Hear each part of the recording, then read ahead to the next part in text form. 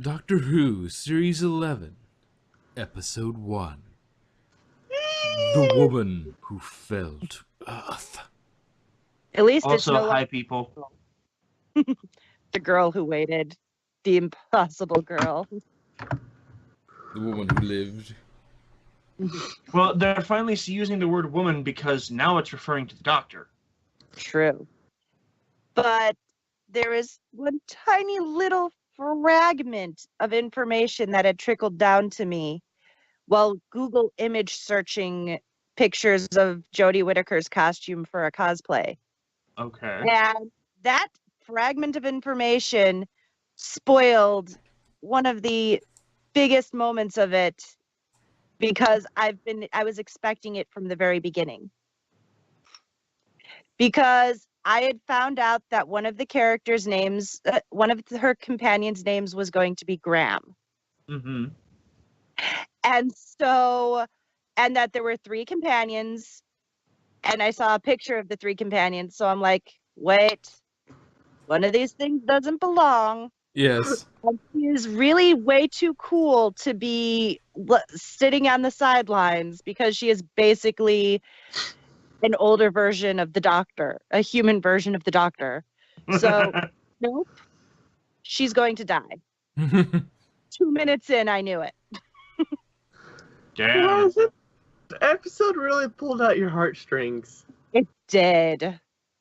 It's like, stop killing everybody.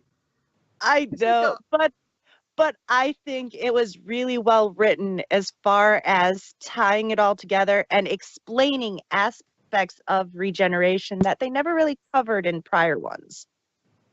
You know, they just like kind of scooched it aside, the different aspects of what was going on with the Doctor during regeneration. Oh, and I think, and she has a northern accent. Yes. She uses Lots her of- actual natural accent, which Yeah. I don't know why I like northern accents. I do too. Hey, Sam is my favorite unit character because of his voice. Yeah, just his voice. Yeah, his voice. His face is kind of you. Well, I mean, clearly he's no Josh, but still. And none of them can compare to Osgood. And neither of them are the face of Bo. Of course not. Oh, thank you. Now, because of the conversation we were having before this, I now picture Deadpool like dry humping the tank of. Oh, no. Oh, dear God. Oh, And I can just think the telepathic thoughts, you know, just stop it. Just stop it. No.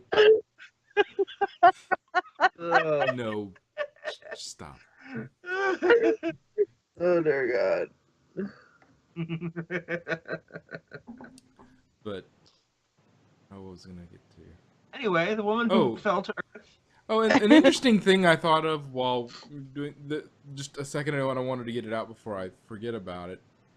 You know, this has sort of, in some ways, minor ways, echoes of 10's regeneration episode, because she wants him. Basically, the end of the episode is basically go home. You know, yeah. He works out a way for them to just go home. Just go home. Don't come back. And then, like, he does that thing. Doesn't that guy that's on who thinks he's important, you know, he kill him at kill the tooth guy anyway.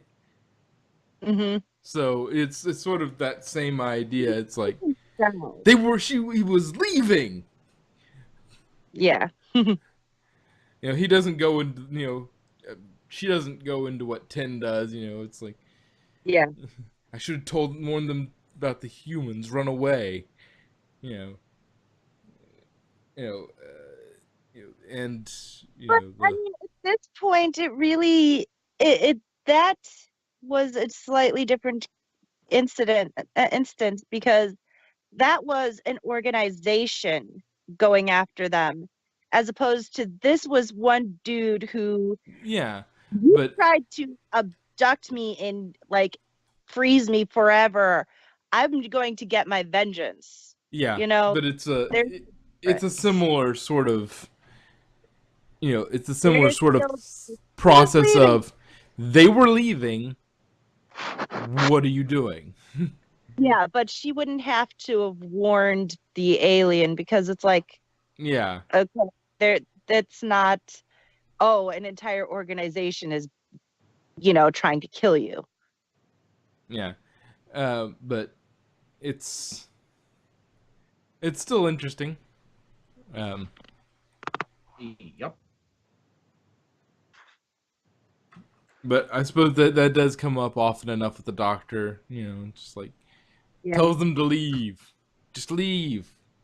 You know, Even you won't die. Oh shit, they died. yeah, that's he gets he she gets the Doctor gets by on a lot of you know who I am. Yeah. Well, I okay, Doctor did for a while, and then sort of, I think, wasn't there some like 11 like reset a lot of that? Said no, I'm going to sort of wipe out the Dalek's memory. I'm going to start to yeah, try to erase because myself I'm going to lie low. I'm going to I've gotten too big. didn't he use the Pandorica's reset of the universe to kind of erase himself a little bit and make it so that he wasn't as famous? Yeah, I Yeah. forget exactly how he did it, but that may have been how. Which is kind of an irony there, and I'm using the term correctly, because the very first episode, his introduction episode, he was like, "You know who I am." Yeah, Yeah, I was just about. that's the whole way he I was just resolved that thinking. episode. Yeah, It's like he had absolutely nothing, and he just said, "Think of the Doctor. Who am I?" yeah, Shows entire- every Doctor before him. This planet is protected. yeah. Yeah. The- Have they the- committed any crime by the law of the Atraxi? No. Yeah, very first episode of the Smith's Doctor, he used his recognition to, yeah, you don't want to fuck with me. And then in his very same era, he reset all of that so that infamy is wiped clear.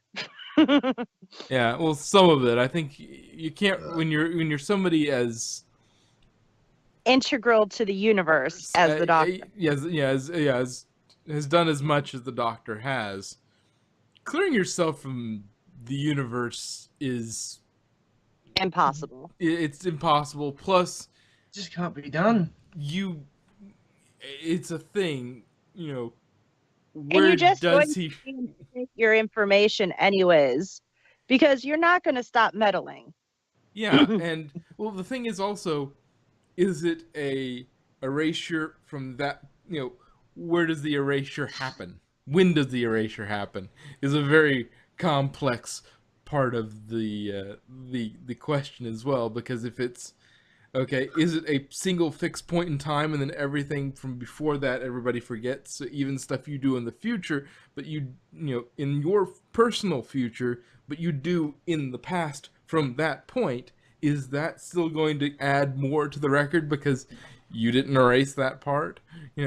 It's like, yeah, it's sort of that whole erasing is thing is sort of it's an interesting arc that sort of comes out of the 10th Doctor, because the 10th Doctor, I am Time Lord victorious. I can, and I will bend time to my will. I am, blah blah blah. And I'm, just hubris out the wazoo.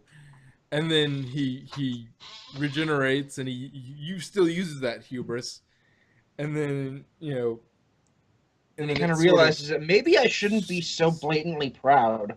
Yeah, and then eventually he gets to the point where he's like, yeah, the whole Pandorica issue. Yeah, I kind of did that to myself in some regards. Perhaps I should, I think that also tied in, wasn't it the 10th Doctor where Davros called him a called him the perfect warrior because he uses people as his weapons. Yeah, it's the Children of Time. His whole Yeah. Children of Time speech. Yeah, that may have been like the first drips of that, and then like he still kept being, having his hubris rise and rise and rise and rise, and then he becomes 11. It sort of levels off, and then he hits the Pandorica, and he goes, "Oh, I should probably not do that." And then he goes on a slide until he gets to 12, where 12 goes, "Am I even a good man?" It's not just Yeah. like hubris way up here. It's am I a good man? And then like I he slowly comes out of it, think like saying, I "Yeah, I'm okay." I think the whole Day of the Doctors did have a hand in that. Where he re-witnessed the end of his people, for want of Mm-hmm. a better term. And I think also And it the loss of the eliminated pawns his might have guilt. been a pretty. Mm-hmm. Yeah. I think the loss of the pawns may have also been a bit of a humbling blow to him. Yeah. Because he did so much to save them, and they willingly gave that up. yeah. They willingly left him to be happy because they couldn't be happy with him. Yeah, and that sort of, and the whole point of, and also him, the whole Day of the Doctor sort of thing, where he finds out that they're alive. He doesn't know where they're at. They're lost, but they exist, and he now knows he didn't destroy his own people. So that also lifts this gigantic guilt weight that's been hanging around his neck for. And he got to work hand in hand and hand in hand and hand in hand with the smartest guy he knows. Yes. Well, second smartest guy. There's someone smarter than the Doctor? Well, himself. Well, it's like he himself at that point. He seems the smartest, and then he's got 10. That was younger self, so not quite as smart, and then War was not. And then quite there's as smart Capaldi. and then Because that was the first hint at Capaldi too. Yeah. And I think what happened with the big arc of things, 11 starts getting a lot more humble, and I'm gonna do little things here and there, and 12 goes in and goes, "Okay, am I a good man?" and starts really doubting himself because of all the just nonsense that's happened over his 10th and 11th incarnations. And now he's not even a man. Yeah. Oh, yeah. And then he starts to level off at the end of his run and sort of come to a balance of, I'm an idiot. I'm trying to help out, and I do my best, but, I'm just an idiot with a box and a screwdriver passing through, helping out, learning. I'm still learning. I'm still growing. And so, I'm not a good man and I'm not a bad man. I'm an idiot trying to help out. Just a man. I'm just a man for now. Yeah. And so by the end of sort of 12, he's sort of come back to balance, because 9 was fine, 10 got really hubris, 11 carried that for a while, and then he got knocked down, and then 12 picked that up at a very low point, and then started working through it back up to, okay, I'm okay. I'm not a good man. I'm not this, perfect guy, but I'm not evil either. I'm just sort of an idiot trying to help. And then by the end of Capaldi, he's come to balance. And so, 13 kind of gets to start with a almost sort of fresh slate in terms of literally, because balance. her mind was of the regeneration. Her mind was rewiring, and she's like, yeah, obviously that's the case. But in terms of pride versus sort of depression and low self-esteem, she's not like 12 at the beginning where he's where he's sort of at a low point, and she's not, Time Lord victorious either. She gets to be the sort of balanced Doctor. She's not. She reminds me. It does have a lot of echoes of Tennant. 10. Yeah, it does have a lot of echoes of 10. Like, there's nothing. There's sort of a balanced Doctor. This is sort of normal Doctor behavior. Considering this being like a clean slate for the Doctor now, and how the War Doctor came into being, it kind of makes me wonder, does the Doctor's emotional state at the time of regeneration affect what he turns into? Because, like you were saying, that when he was regenerated into 12, then he was at a very low point, and then suddenly he's a much older man. And he's seeing himself for seeing himself for what he was, and it was also a message to himself to, who frowned me this face. Yeah, it was a reminder to help people. Yeah, so it's like how he's feeling at the time of regeneration will directly affect exactly what he becomes. Well, and see, that's the thing with what we've heard from other, other Time Lords when they regenerate, is they can sort of guide it in the way they want it to go for the most part. I mean, look at Romana. She went through an entire fashion show before she settled on hers. Yeah, it can. Yeah, the Doctor is sort of an outlier in that the Doctor doesn't really choose. It's just sort of. The theory behind that, though, is because most of them, when they regenerate, it isn't life-threatening. It isn't like a sudden death where, quick, I'm about to die. It's Let's more regenerate. It's, I'm going to die. I should fix that. Yeah. Well, yeah, and well, I mean, while the Doctor's more of a, oh shit, let's do this now. Yeah. Yeah. Well, he had with, there are some times where he's had, where it was an emergency with 11. The thing about 11's regeneration was it wasn't, no, it wasn't. He was slowly. He aged to death. Yeah, well, he was aging, but he wasn't like he was going to die immediately. It wasn't on the edge of death. So 12, he probably, if he had the skill, because it's probably something you sort of do over your lifetimes as a Time Lord. You sort of figure out, your first regeneration is more loosey-goosey, and it might happen whatever way it wants. But, as you get older and you go through more regenerations, you probably start to be able to push it one way or another. And some might have talents to push it immediately. Was about to regenerate and just regenerated into himself. Yeah, 10 basically said, no, I don't feel like changing. What?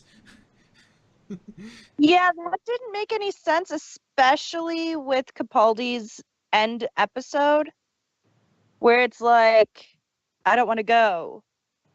Okay, why didn't you just do what Tennant did? Well, he didn't have a receptacle to push the regeneration energy into. Yeah.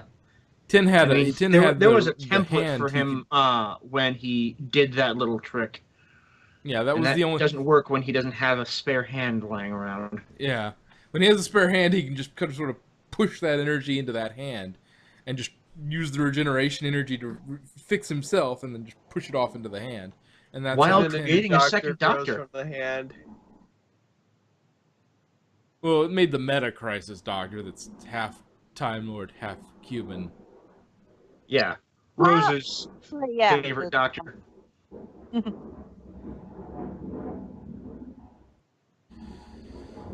Yay, planes! And we haven't even gotten into the episode proper yet.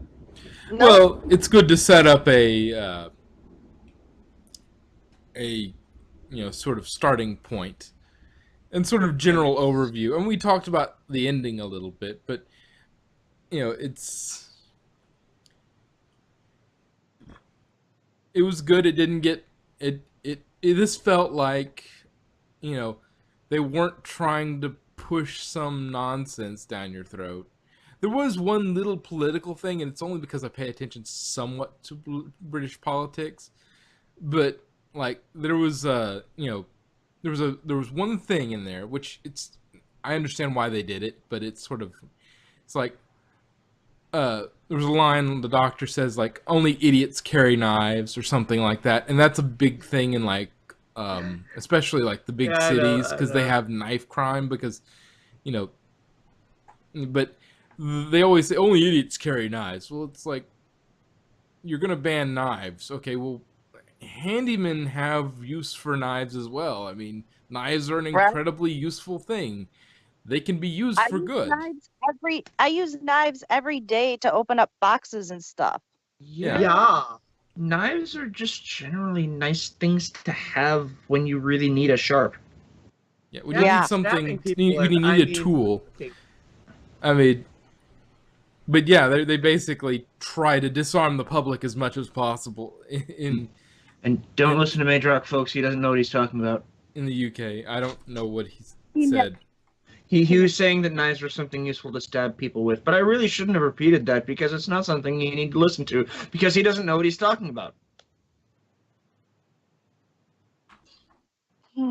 Everybody Or like, knows if you're gonna stab somebody, you want to use something small, narrower, like an ice pick. like a spoon. Really? I was Oh, just that gonna was use my another good sword. little thing, was when Yes, she's building. I loved she built her sonic screwdriver out of melted spoons. And I love the flamethrower she created. She's like, this isn't this is dinky. Nah. Shoom. Freaking dragon. Yeah. I wonder if this screwdriver can work on wood. Well, it should be good with cereal. No comment. I could have taken that in so many ways. Just So could you. Exactly.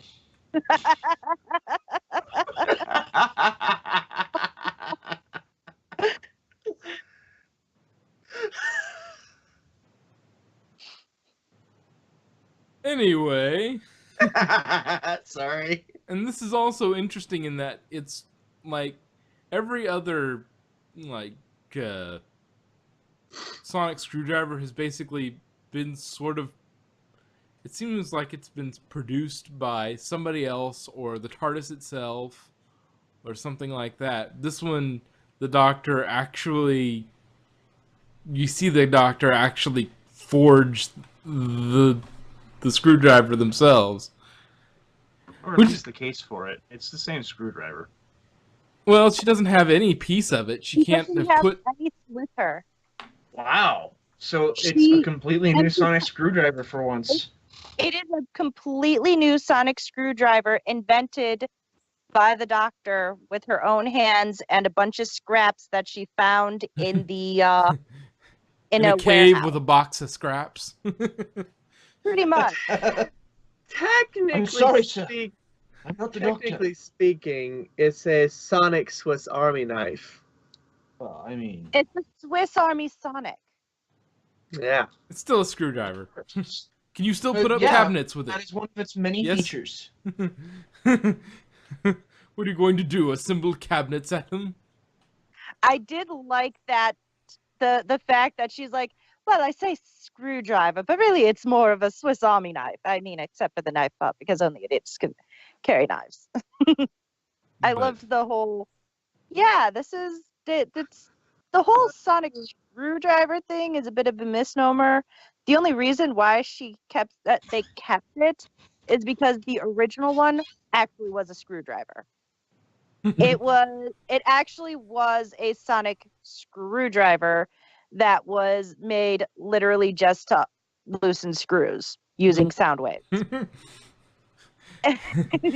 It's completely sonic. It's soniced up. I'm totally sonic. Oh, that It's moment a with screwdriver. with Ding. Eccleston and Sonic. with Nine and Harkness. It's just like, Oh yes. A sonic what? Screwdriver. Meanwhile, he's got the sonic disruptor or something. He steals it and swaps it with a banana. It's like, get your can't hurt anyone, and then you get your daily dose of potassium. A banana? That's good. High in potassium. Something like that. I got that from the groves of whatever it was that the screwdrivers are built or something. It's like, okay. Yeah. And another thing, while we're mentioning the TARDIS, this might be the, outside of maybe Blink. Well, when we see I think we see the TARDIS in Blink. Maybe not. I think we maybe just see... We do at the very end. Yeah. Because the TARDIS was lost in time in Blink. No, they were out of time. They were sent to the past, so they needed to have Sally Sparrow go and retrieve send the TARDIS back to them using a CD they designed. Sally Swallow is her name. Never mind. Yeah, and so there was I forgot about Blink. Yeah, there's a small bit of it, but this is like one of the only episodes where you don't, and that's another thing. You don't really see the TARDIS doesn't show up. Nope. And that's another thing. I want to see the inside of the TARDIS in the premiere episode of a Doctor, and I didn't get to see it. Well, I mean, for 11's premiere, you didn't see the proper inside until very late because, no Sonic, no TARDIS, just really powerful aliens that he has to somehow fight off. The first part of that got cut off. What was that? I was saying, 11's premiere was pretty much TARDIS-less, aside from the crash. Yeah. Because the whole situation was no Sonic, no TARDIS, just fighting these aliens somehow. Yeah, but at the end, the TARDIS was there, and he... What Dex is complaining about is the TARDIS doesn't return at the end of this episode. Ah, well, that's so just you can't make the reveal of the TARDIS's new set that much better. Exactly. But I wanted to see it in the premiere. I mean, I know what it's going to look like on the outside, pretty much. I mean, it'll change a little bit, but not tremendously. And I saw I kind of see the stuff in the background. You see the TARDIS exterior in the background of some of the promo shots, but the interior is always something nice. It's something new. It's something fun. And we know it's reformatting because she said it was reformatting. The thing is, she said she was reformatting. Oh, reformatting. Well, usually, yeah. Her brain was reformatting, and that's why she couldn't remember who she was or any of that. Okay, She's that was... Sorry, I thought... Never mind. And so she reformatted the cell phone, in order to use it as a homing beacon because she was reformatting. That's it. Well, we know it's changing because they tore down 12's set. Well, 11 and 12 set, which 12 didn't get a new set. He just sort of had to deal with 11's Didn't he also not get a new Sonic either? No, 11 got a new Sonic at some point. Well, I know that 11 got a new Sonic. And 12 got a new Sonic at some point. Remember, he went from 11's to it was sunglasses. It looked like a I didn't much care for it because it sort of had the TARDIS on the top of it as the sort of the capstone to the screwdriver, but it was sort of it looked a little too toy-like, as weird as that sounds, but it was a little too on the nose. 13's, it's better. I like it better. I mean, I don't like it quite as much as 10's or 9's. But I do like it. I honestly 10 was a little cheap looking. Yeah, honestly, I really liked 11's. I liked 11's and I really liked 12's. That was the one with the green tip and the And you flip it open And and it extends. Yeah. Yeah, that was a really cool Sonic. I don't know. Who had the glasses? I want one. I like Sonic the sunglasses. Sonic Oh, good glasses. grief. But I Sonic do like- sunglasses are for people who are too cool for school. No one is too cool for school, kids. Don't ever quit school. But yeah, I liked 11's as well. 11's, the green one. That one was They were nice. both- 12 had a green one too. Well, I'm just talking about the only one I didn't much care for was the one that looked. That last one, the blue one at the end. Yeah, that's the one I didn't like. No, yeah, that was kind of eh. It was a little I think derpy. they were going for something a little. They were trying to go for something sci-fi more, but it just died. Yeah, it wasn't. I mean, the fact that it's a sonic screwdriver in and of itself is already very sci-fi, so Yes. you don't really need to go too far. It's already to make it sci-fi'd seem- up. It's totally sci-fi. Because sci-fi is now an adjective or a verb. I don't remember words right now. Blah. This is a list of all of the main sonic screwdrivers. Well, I'm already on TARDIS Wiki, so if I wanted to look it up, I could look it up. But, No, I have an image of all of them lined up. well, at any rate, it's I liked basically all Oh of. wow, that blue one is kind of weird. Yeah, that's the one I'm talking about. Yeah, that was the only one I've ever had a real problem with. The only one I didn't like.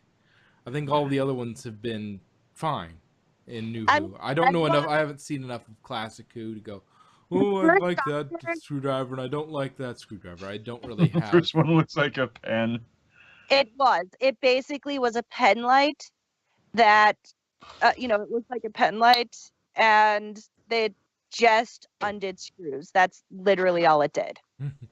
And then they got to the third, fourth, fifth Doctor.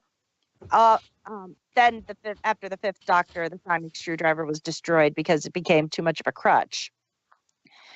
Because they didn't have deadlock seals back then, so they wrote it out as being destroyed.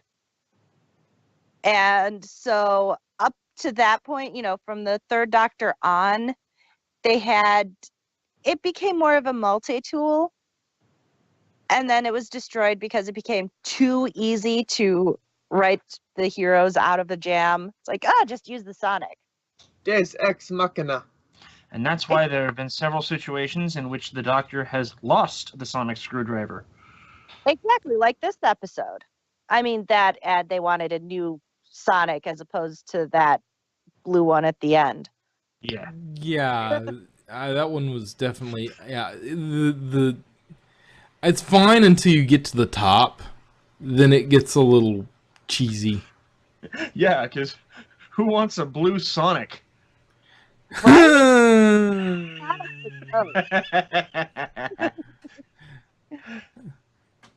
But yeah. The whole it just brings me back to that joke from Day of the Doctor. Compensating for something? What do you mean? Generation's a lottery.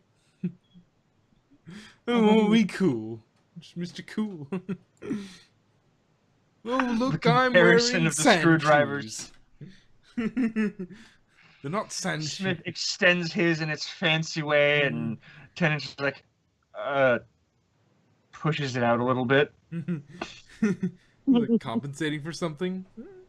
What do you mean? Generation's a lottery. Cool, I'm Mr. Cool. Oh, look, I'm wearing sand shoes. They're not sand shoes. Yes, they are.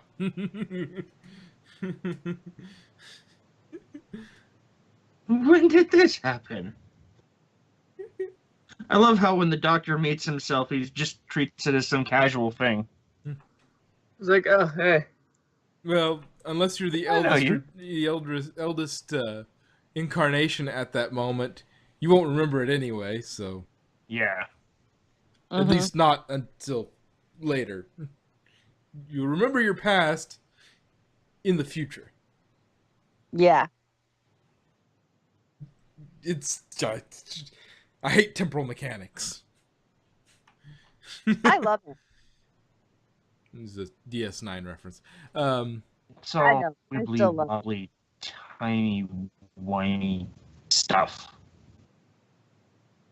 Okay, so shall we get to the episode proper? 42 Yeah. minutes in. Yeah, yeah, covered probably some a good bits, idea. like We spent the- the last 40-something minutes on this.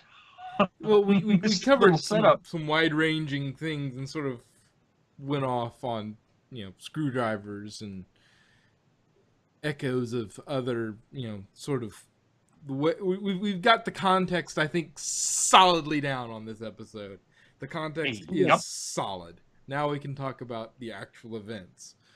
Yay! So we've got Ryan Sinclair, who can't ride a bike, and he's trying to learn with his grandmother Grace and Graham O'Brien in Sheffield. He's struggling because of his dyspraxia and falls off the bike. And so, getting mad, he chucks the bike into a forest. Because that's what everybody does. He Well, I threw mean- it off the cliff, technically. And I mean, if you have anger issues, you're gonna throw the first thing you can. Exactly. He gets pissed off and he throws the bike off the cliff Yeah. because that's what you Did do. you? It takes a force of will for me to not throw certain things across the room when I get mad at them. Right? Yes, but it's typically for me. It's not a bike. Yeah, Well, hey, Sure. that's what you're mad at. but and we get a kind of. It's sort of almost because if you go into this episode blind and with too much information on Doctor Who, you think one of the first things you think about when you see the thing he finds in the forest as he's trying to find his bike. It's like, oh, it's a blue thing that's sort of squished down. Is that the TARDIS? Yeah, that was the first thought too when I saw it. Yeah. Especially later on when the regeneration energy and then it starts cracking open. I'm like, wait. Yeah, that's what I saw. It's Like, like, God damn it. yeah, and so he calls the police, which is a sensible thing, I suppose. But they have And to the go cop- way out there, and An old friend of his. yes, But first, don't Yasmin forget, Khan. before you call the police, you must touch it first. Oh, well, course. he touched that. He touched the little, the He also thing. touched he also touched the big blue Hershey kiss too. Yeah, well, He found out it was cold. but the writing and the square and the cold and sort of burning things, that he touched that first too. Yeah. So Why would you touch that? I would have. I would have too. Me too. I'm being honest. I don't No, think no, I would have. No, I would- actually, I would have poked it with a stick. Actually, I wouldn't have Well, touched who wouldn't? it. Next year. What? I wouldn't have touched it. I would have licked it. Ugh. we Lick- know you. I hate to see what your daily life is like. If you see something unknown appear in front of you, and the first thought that hits your head is, "I'm a lick I it." should like that. No, the first thought to hit my head is, if I lick it, it shall be mine. I mean, it's not something that is a new concept because Webby don't lick True. anything. True. What does she do? But yes, Yeah. I would have poked it with a stick, being the slightly Me too. more, Well, cautious I mean, of the group. what I would have else? What found else a- would you do? poked it with a stick. If nothing happened, I would have just stood. I'm gonna stay away. That's not supposed to happen. That doesn't make any sense. Why is that floating? That looks dangerous. That's a lot of energy. That shouldn't be doing that. No, you Oof. see, I would have poked it with a stick, stood back in case it exploded, and then if it didn't explode, I'd have been like, and then I would have poked it again. I'm just being honest here. But And I anyway, would have kept poking it repeatedly until until it either exploded or yelled at me to stop. yeah. I mean, then you can't help but stop because it's alive. Right? Then you're like, dude. But anyway, thought it was the TARDIS. It wasn't. Yeah. Thank God. Yeah. I do not want the Doctor flying around in a giant Hershey's kiss. Right? That's what I thought when I saw it. I'm like, Also, almost like a really roughly produced genie bottle. well, I wonder who's rubbing her the wrong way.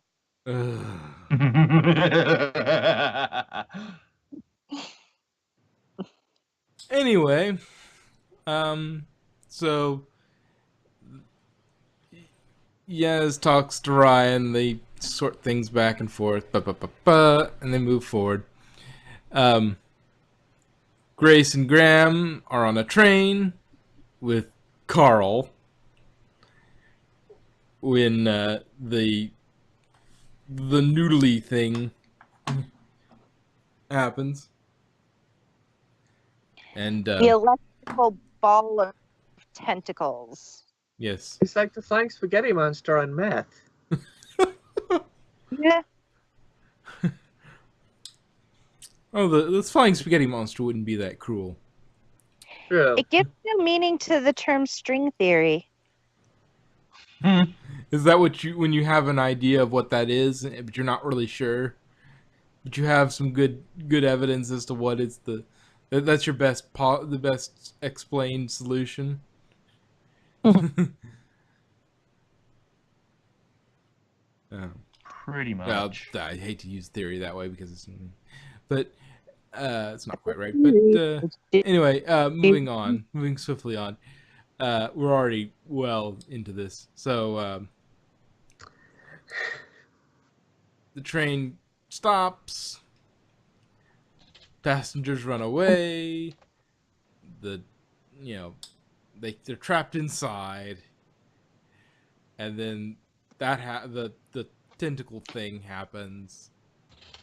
My comment about them being trapped inside is the other doors were open. Yes, there was a tentacle monster coming towards them, but they didn't know that at the time. They could have tried going further forward because the doors in the car ahead of them were unlocked. But then again, they probably would have eventually run into it and then had to turn right back around. So it may have been cut for time and just said, okay, anyway. Kind of like with the giant spider monster, how all she really did was stand there. Yep.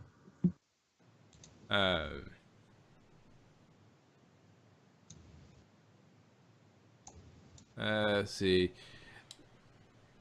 The Doctor comes crashing through the ceiling, and I guess that's where she landed from falling out of the TARDIS. Yeah, I really need to see the Christmas episode. We reviewed it. Yeah, you reviewed it. I actually didn't watch it. Dude. Eh. Anyway, so electrocutes it. She still has Capaldi's outfit on, but she has empty pockets. She hates empty pockets. So she has no Especially screwdriver. like a dimensionally transcendental. Oh yeah, the jacket of holding. Yeah. Though that's interesting because was it Janis Joplin gave it to him or something, and I guess afterwards he tinkered with it and gave it the the jacket of holding properties. All of the Doctor's jackets have some sort of aspect of dimensional transcendentalism. It's just so handy to be able to. Though I wonder, I guess you said it at the opening of the transcendental, sort of thing, because if it was like a really really big, it was like it seems to me like you'd have to be very careful where you put things in your pockets, because if your pockets are just ludicrously, Mary Poppins depth, sort of, pockets, you'd have to be careful of where you put things. Otherwise, if it's like a screwdriver, you'd have to like, all right, I'm going to sit that right there. I have a little slot for it right there, because I want to be able to reach it. And if I don't, if I put it, down there at the bottom of it, I'm going to have to reach, my whole arm into my pocket to pull out something. Mm-hmm. It's like, oh no, the Sonic fell out of its holster. I'm going to have to just 1 second. I would like to see that one time. They have transcendental That would be pockets and funny. have to reach their whole arm into the That pocket. something similar has happened before. Where I think it was the second Doctor and I think the fourth Doctor also, they had to dig like up to their, at least past their wrist, digging into their pocket and pulling out a bunch of random crap before they got what they were looking for. Yeah. Well, didn't he have at one point he had like a yo-yo and that. Yo-yo actually came in handy. Yeah, but just like The random Yo-yos are stuff that surprisingly otherwise useful. would have seemed out of place in a doctor in that sort of thing. But I mean, I guess it's a good coil of string if nothing else. Yeah. Anyway,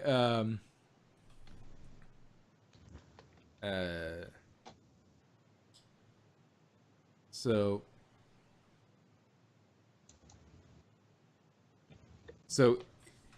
they have their little tussle with the thing on the train, and it plants the genetic bombs.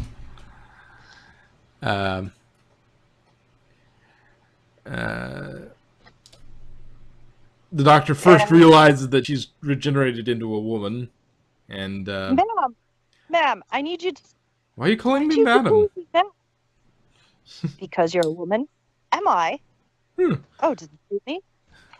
I love how they did that, because they didn't make it so, they didn't abuse it like they could have done. They just, one quick comment and that was it. Yeah. It's like, oh, I was a gray-haired Scotsman 30 minutes ago, or something like that. What?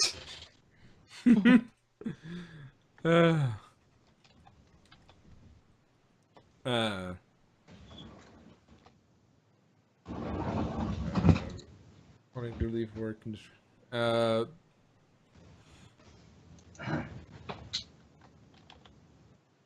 so they have their little conversation. They go to see where the pod was, but the pod is gone. And it's been taken by a guy. We find it's been taken by a guy to give to a guy who had his sister taken. Basically, it was taken by the British Mulder. No, I don't think he's an actual. I didn't watch X-Files. Weren't they technically like a branch of government investigation or something? They were FBI agents, but before that, Mulder's sister was abducted by aliens when he was a child, and that's what got him into the paranormal and even influenced him becoming a federal agent. Well, So yeah, he picks it up. He leaves a video behind explaining the situation. If I But should, what? Yeah, if I should die, yeah. Though you'd think that he would have also had something like recording. He had something recording already. So like, where did those files go of what happened? But I guess it doesn't really matter because they had already found the alien that had killed him, and it has a weird obsession with teeth. We find out. Oh my. to know about the tooth. Yeah, why the tooth? Like About the takes tooth. off the mask, just covered in teeth. It's like we wear our victories or something. It's like if the tooth fairy got a little bit too kinky. Yeah. Oh, you like getting your teeth pulled, don't you? Okay, it's just think of the cavities. I bet she is. All of the cavities. Yeah. I don't want to do a cavity search on him.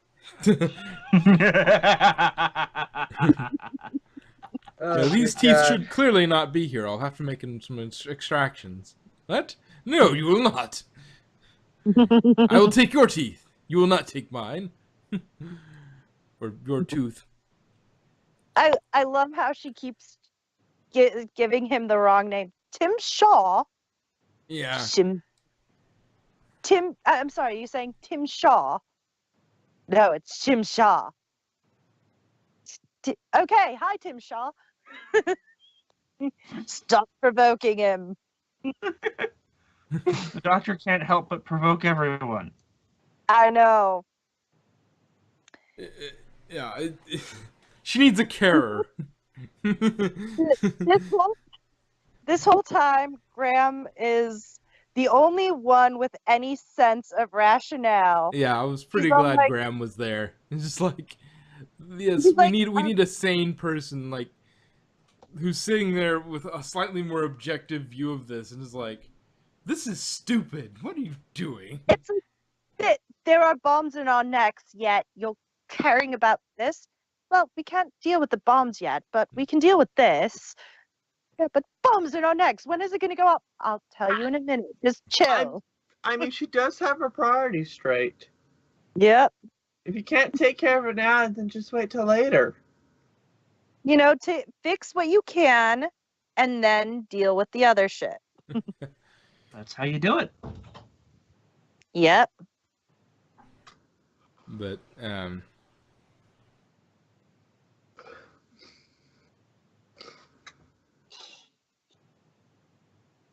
How Yeah. the doctor do. But anyway, at this point, they ask around, and they eventually, the doctor collapses, and leaks regeneration energy for a little bit, and then jolts up. It's like, oh yeah, okay, I'm fine. Should have brought her a cup of tea. Mm-hmm. Nothing like A cup of tannins tea or a and- cup of tea? There's a difference. whatever. Okay, I don't know what the deal is with this wiki page, but it only goes like through half the episode and then just says to be continued. I guess somebody only did half the episode. But basically that, and then they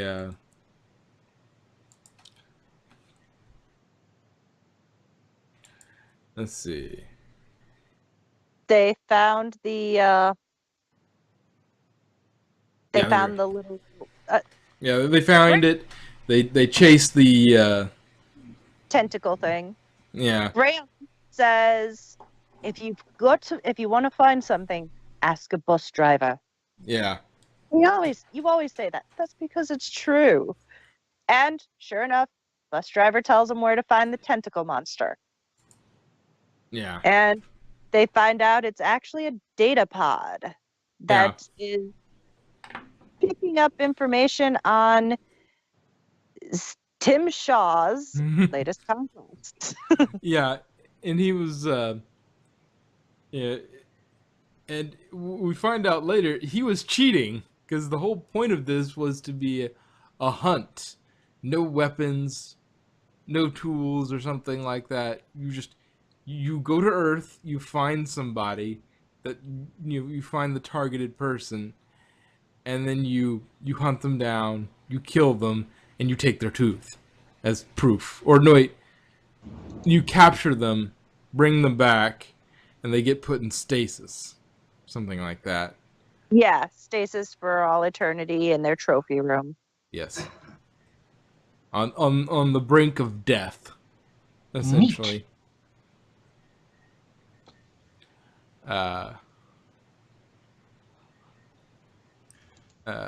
See, this is all new information for me, so it just adds to the fun. Yeah, and we find out why the guy who the molder of this story, why his sister went away, and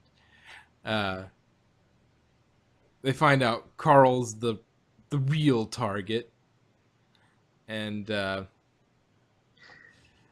I love there's a the whole irony they gave him. It says, like, I am wanted. Yeah. It's like I the am important. irony in that. It's like, well, Yes. technically, I suppose.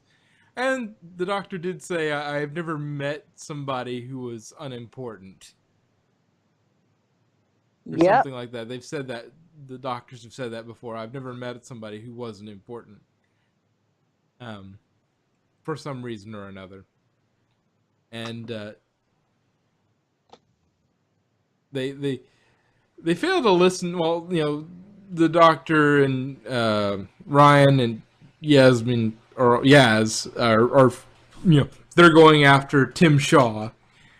She tells the Grace and Graham to basically clear the area and then stay And out. don't come back. Yeah, Stay out. It's dangerous. but they don't So listen. of course, Grace, being the being the human version of the doctor, basically is like dangerous. But there are people in danger. Yeah, My grandson's in danger. I've got to save them. and like, she Grace, does help. Said, don't come. She said to stay out. It's dangerous. I know, which is why I have to be here. Yeah, and she does. They do manage to basically disable the noodly Data thing. monster. Yeah, but she pulls the fourth doctor and falls. To her death. Yep. Yep. And She fell for that hook, line, and sinker. Ha! oh, that's painful. Thank you, I Pun know. Pony. I like a good pun, but ooh. Soon. And especially such a good character that would have made an excellent companion. Probably would have given him the same almost the same amount of grief as Donna Noble. She would have been an interesting. She would have been a great companion. She would have been basically a human version of Romana. Yeah. Because Romana was pretty much the fourth doctor's equal. And so she gave the doctor total hell when the doctor did something that deserved it. Yeah, and the same sort of thing Donna Noble did to a certain extent. She wasn't the intellectual equal of the Doctor, but she still gave him heck whenever he. Yeah, she had the sass, and she gave him grief when he deserved it. Which was pretty humbling for him. Yeah. That was a, Ah, shit. I gotta mute myself. those two were very much a good grouping. Ten and Yeah. Donna. That was a really funny sort of team. But yeah, so we lose her, and but you know, she stops the thing. They stop Tim Shaw uh, with you know, basically the doctor essentially telling him to get lost. There was some transference with the genetic bombs or something, and it's like, Yeah, she took the genetic bombs out of each of them and put it back into the data thing. And since the genetic bombs were already activated yeah, and triggered, when he set them off, it's all 5 of them set off in him. yeah, And so he's like, no, I think I'll win. And he sets off the genetic bombs, which kill him instead of killing them. She's like, I gave you a choice. Which, I mean, You damn, chose. Doctor. I thought you were against killing. She was. She just took them away from them. She took the bombs out of them and put it back into the data mine. yeah. Well, no, yeah. At And no point did she plant it in him. No, She didn't. she put it into the. She took it out of the people, which is a positive thing, saved their lives, and took it out of the team and put it into the thing. So it wasn't going to kill the thing because the thing it has biotech, but it probably wouldn't have killed the thing. It's not a sentient being. It's a piece of technology. Yeah, it's more biotech. It's more like Voyager's sort of gel packs. Species 8472. No. 8472 is sentient. This is more like Voyager. If anything, this guy is species 8472. Yeah, it's more Voyager gel packs. It's not really sentient, but it's biotech. And, Exactly. Um, It's a tool. yes, it's a tool, not a real. Because this guy is a total tool. Anyway, that happens, and we find out Ryan's father either doesn't show up at all, or at least shows up later than we see the funeral go on. So that's probably going to come back. We also find out that the person he was talking about at the beginning of the episode that we sort of glaze over, it's like, Doom is the doctor, you know. yeah, it's like, oh, that's the doctor. No, it's his grandmother Grace, who he's writing about when he's vlogging about. And then they go to space with no space suits. Well, first she gets her new outfit.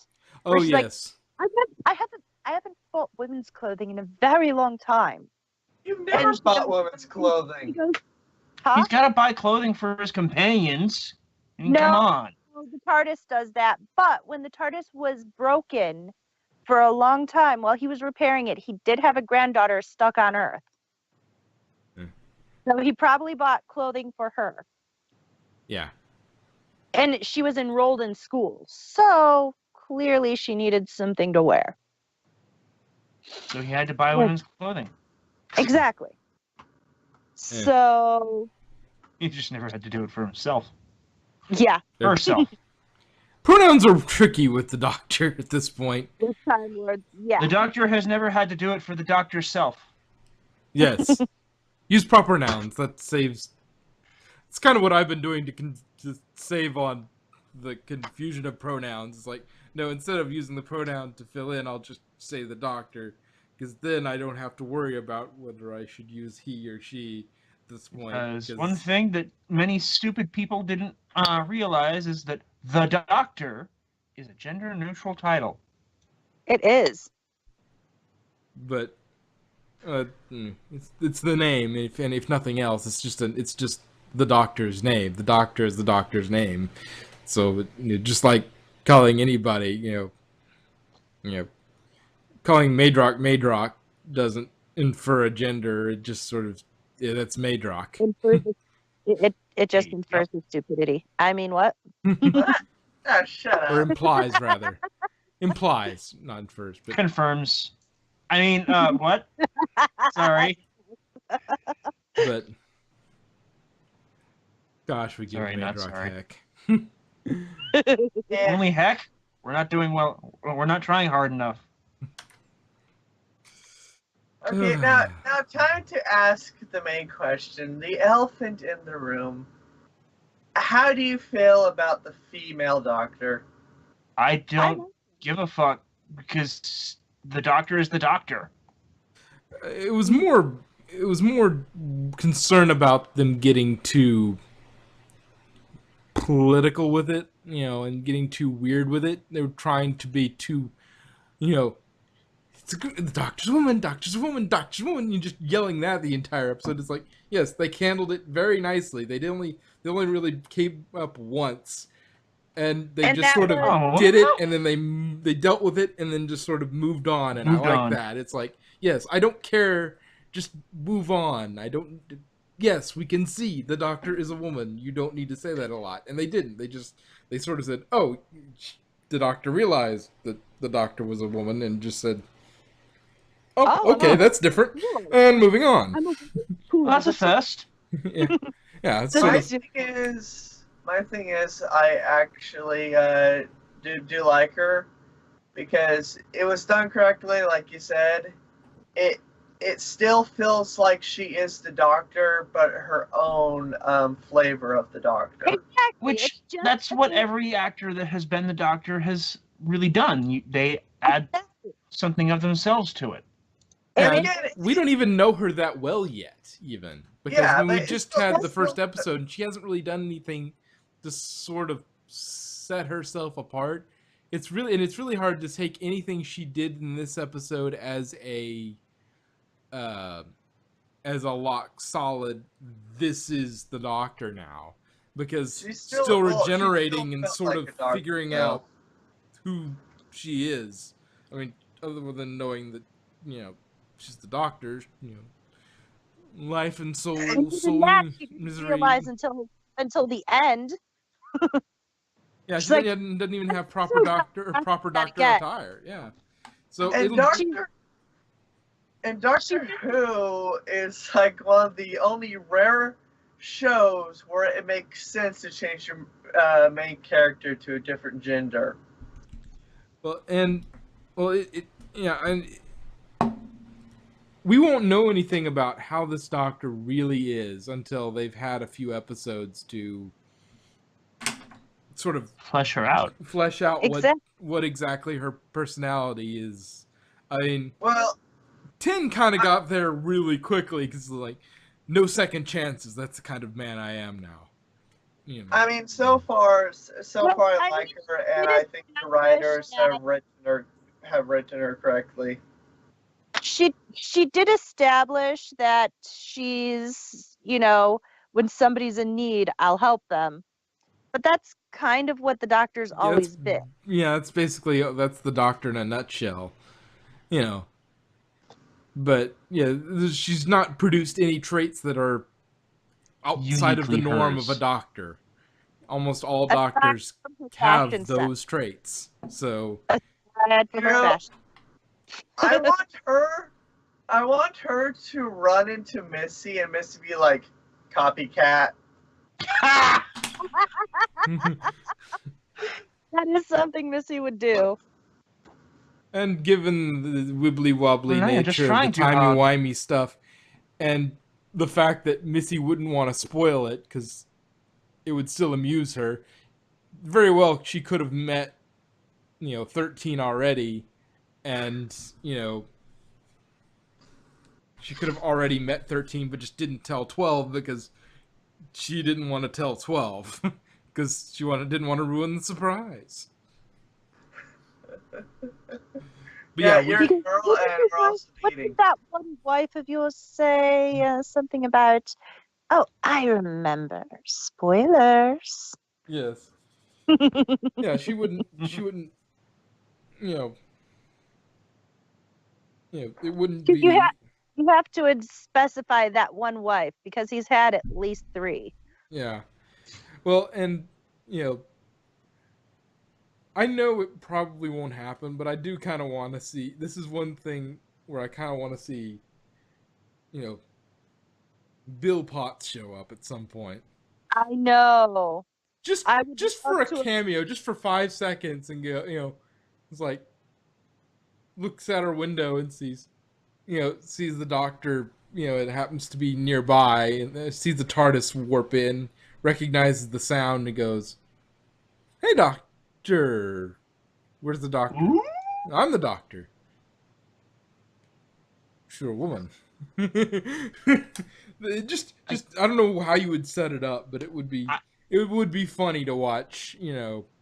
Sort of Bill and 13 interact. I think just for the sake of wordplay, it'd be like, "Oh, hello, Doctor Who?" I love that question.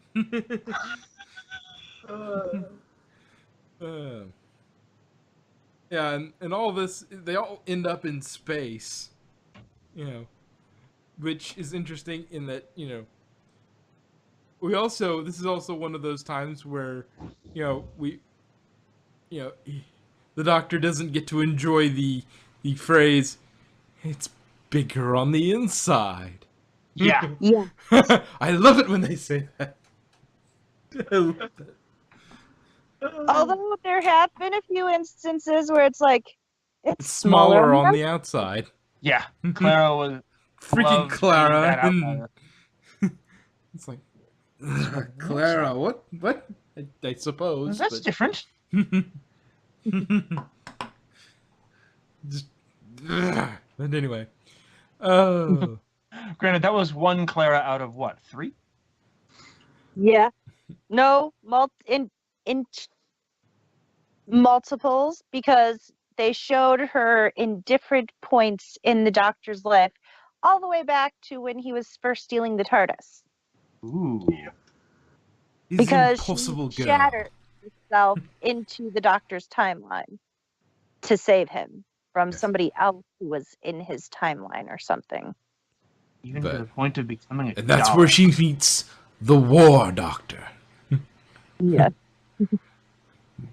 So, is the doctor telling me to get off the table, or is she joining me? Yes. I don't know. I think she's just sort of...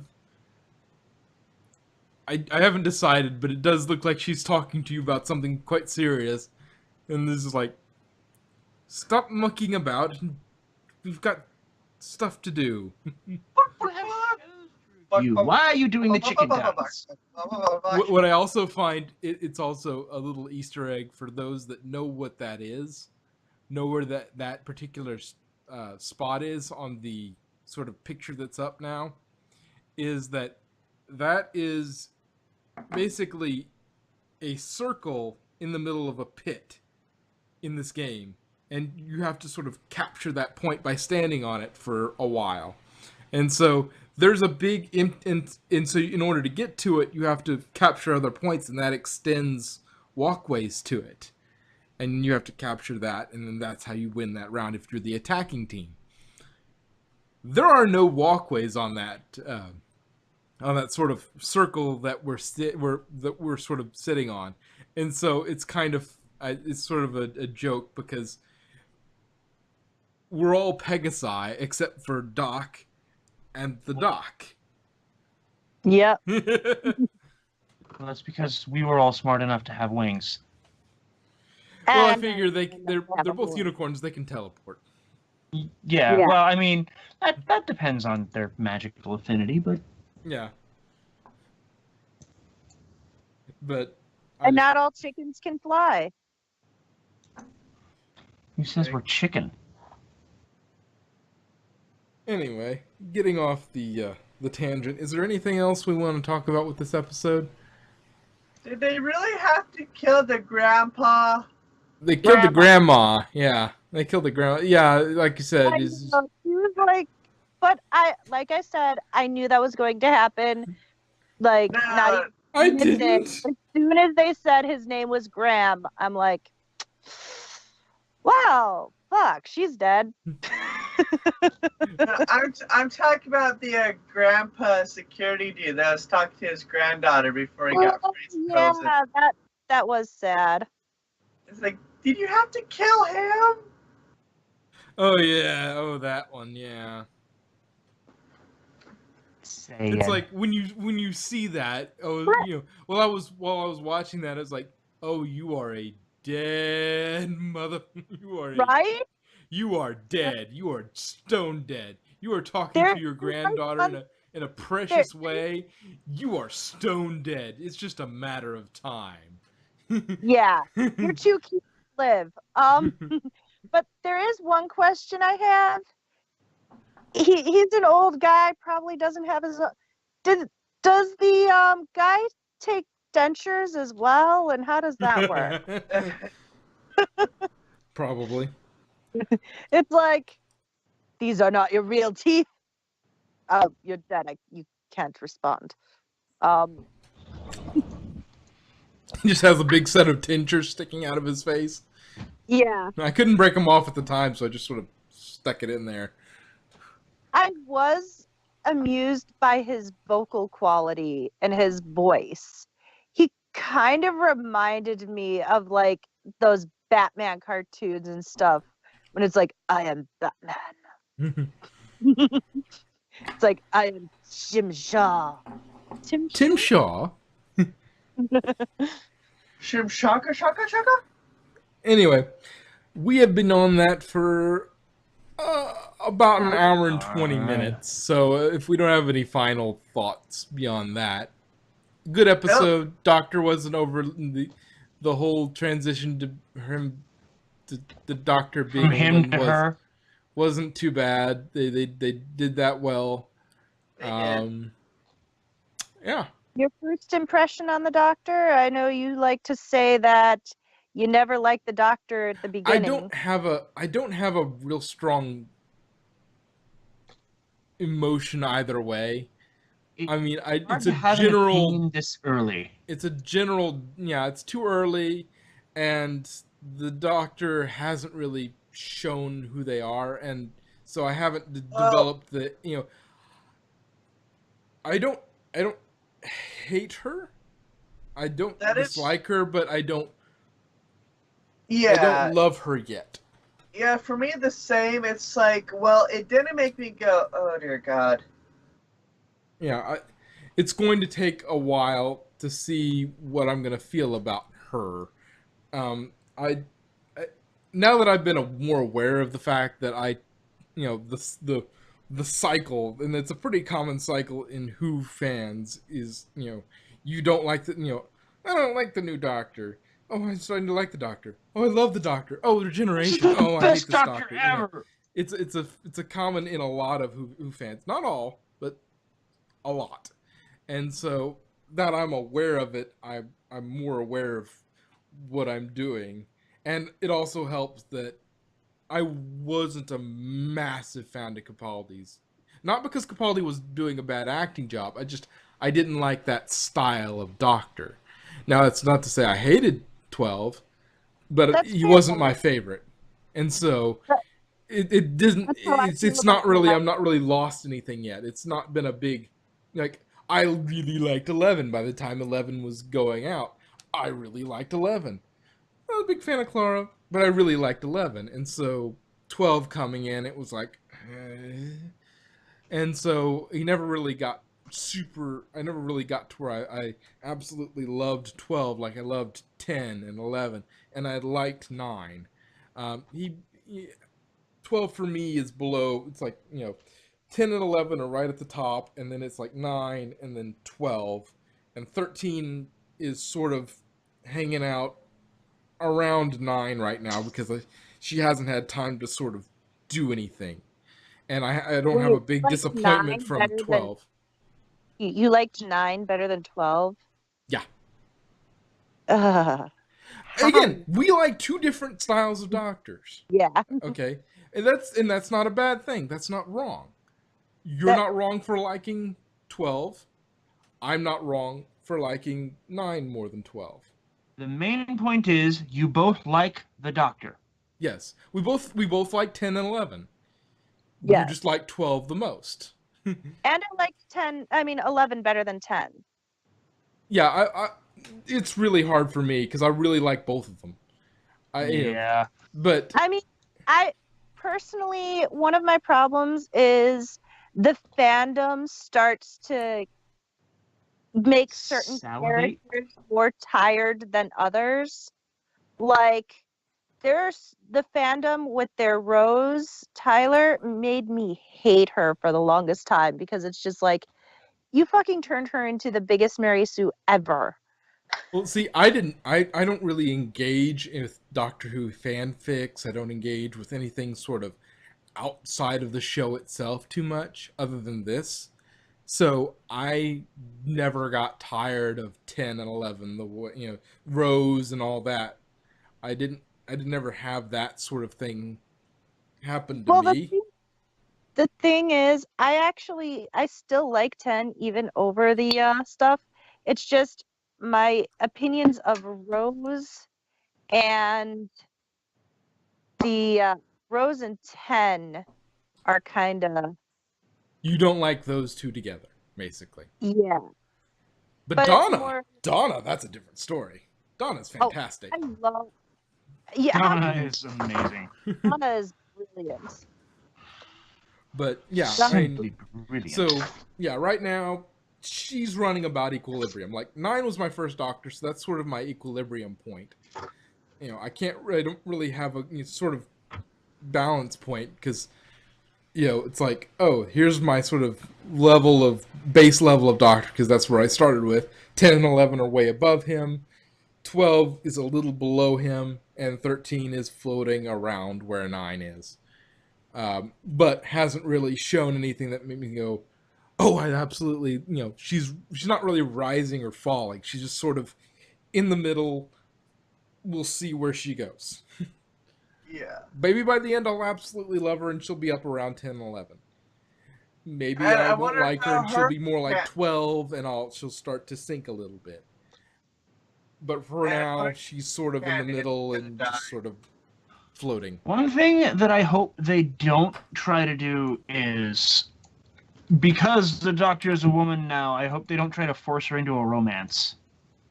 Yeah, but they do have a new lead, and really the romance was more of a was more the Russell T Davies era, and they sort of kept it going because of all the fans going, but the Doctor and Doctor needs to ship with his companions.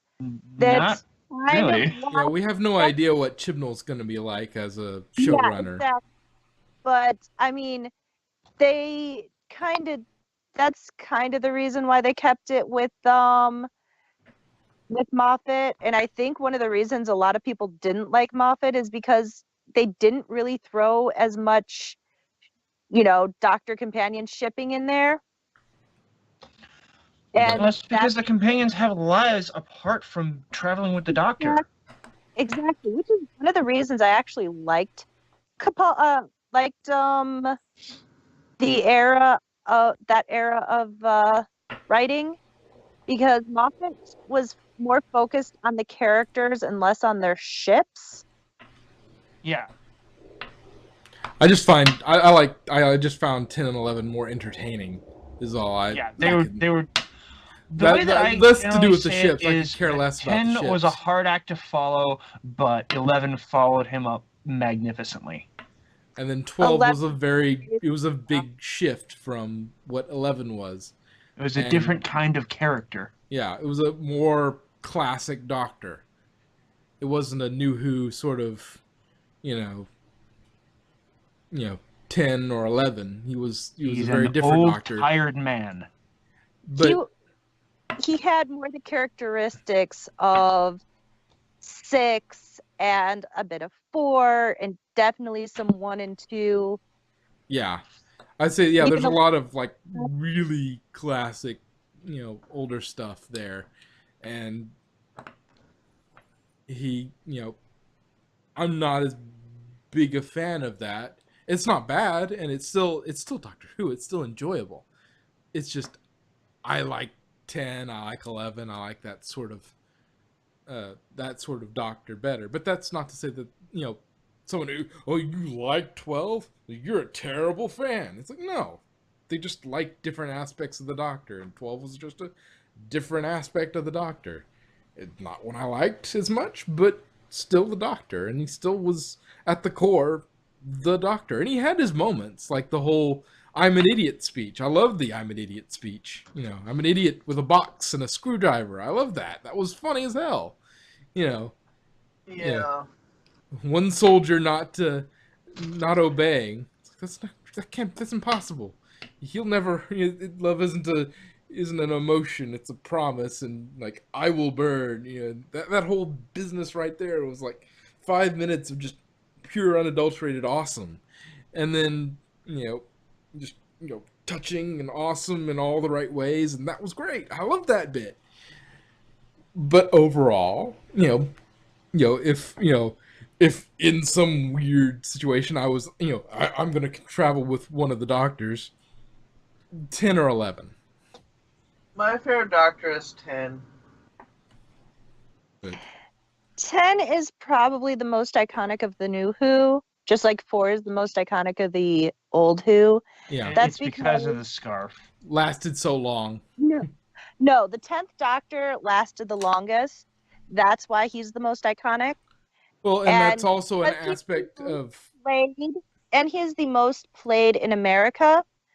yeah. So he had the most exposure, and America actually has a bigger population of Who fans than the UK because America is bigger. But Yeah. I love that David Tennant was able to continue doing stuff beyond Doctor Who that was just as good, though. Like, he still does Doctor Who related stuff. oh, I know. He did it with the freaking Muppets. His Big Finish work is freaking amazeballs. Like, And, I mean, he did say that he didn't want to go. Pretty And sure the that reason- line was ad lib. and the reason he gave for not, for quitting when he did is because he knew that if he didn't quit then, he would never quit. He And it was right into the Moffat era, and it's like, if I don't leave, it's I'll just get another year, just another year, and it'll just stay way too long. It's like, I will be the Doctor forever. Yeah, he just never regenerate. What he said. That's literally what he said. Yeah. He said, I don't quit now. I will be the Doctor until they're wheeling me out into on adventures. Yeah. So, I mean, yeah, but yeah, overall, right now, she's sort of sitting at equilibrium. She hasn't done anything, oh my goodness, that's amazing. And she hasn't done anything I didn't like. And her personality really hasn't gelled and solidified yet. We'll see what goes on with that. But her mind is still kind of programming itself. Yeah. She's done generic Doctor things, which are good. She hasn't done anything Things you would expect of the Doctor. Yeah, she's done generic Doctor things. She hasn't really set herself apart yet. I mean, she was sort of absent-minded in some ways, sort of goofy, but that's also that's regeneration sort of things happening, and we can't tell if that's like her food though is fried egg sandwiches. Oh yeah. I really want a fried egg sandwich.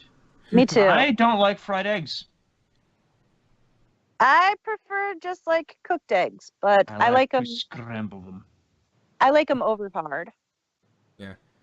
Well, yeah, she didn't have. Yeah, that was the only thing she had that was her regeneration food. But anyway. Okay, I think we need if we want to get to ponies this week, we need to sort of wrap it up there. Yeah, let's do that. Decent episode.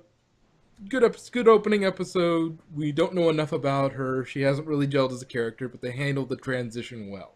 I think that sums up the vast majority of our points.